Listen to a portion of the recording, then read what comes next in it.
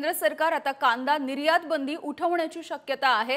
कांद्याचे दर घसरत चाललेले आहेत गेल्या काही दिवसांपासून आणि त्यामुळे आता केंद्र सरकार निर्यात बंदी उठवण्याचा निर्णय घेऊ शकतं असा अंदाज व्यक्त केला जातोय।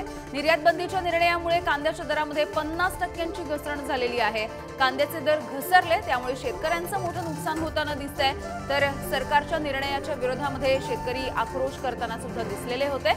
या सगळ्याविषयी बोलूयात आमचे प्रतिनिधी किरण ताजणे आपल्या सोबत आहेत। किरण, काय अधिकची माहिती आहे?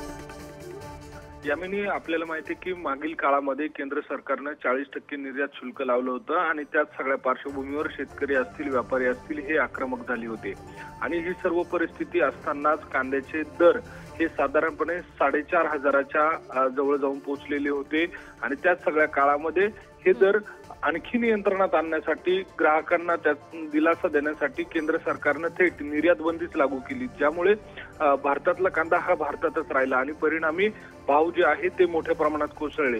आता सध्याच्या घडीला नाशिकमध्ये जर विचार केला तर 1500 ते 2000च्या दरम्यानचे भाव बघायला मिळतात, त्यामुळे 50% नुकसान हे शेतकऱ्यांचं झालेलं आहे आणि व्यापारी देखील कांदा खरेदी करण्यासाठी दजावत नाहीये, कारण मागणीच पूर्ण करू शकणार नाहीये अशी स्थिती आहे। त्यामुळे खरेदी केलेला कांदा ठेवायचा तरी कुठे, आणि सध्या जो बाजारात येणारा कांदा आहे तो लाल कांदा आहे, तो जास्त काळ टिकू शकत नाही, त्याची साठवण करू शकत नाहीये अशी देखील एक अडचण आहे। त्यामुळे एकूणच सध्याची स्थिती बघता मोठ्या प्रमाणात भाव कोसळलेले आहे आणि आगामी काळातील निवडणुका बघता आणि एकूणच राज्यातील शेतकऱ्यांचा रोष बघता त्यांना दिलासा देण्यासाठी केंद्र सरकारकडनं जी निर्यात बंदी लावण्यात आलेली आहे ती उठवण्याची शक्यता नाकारता येत नाहीये।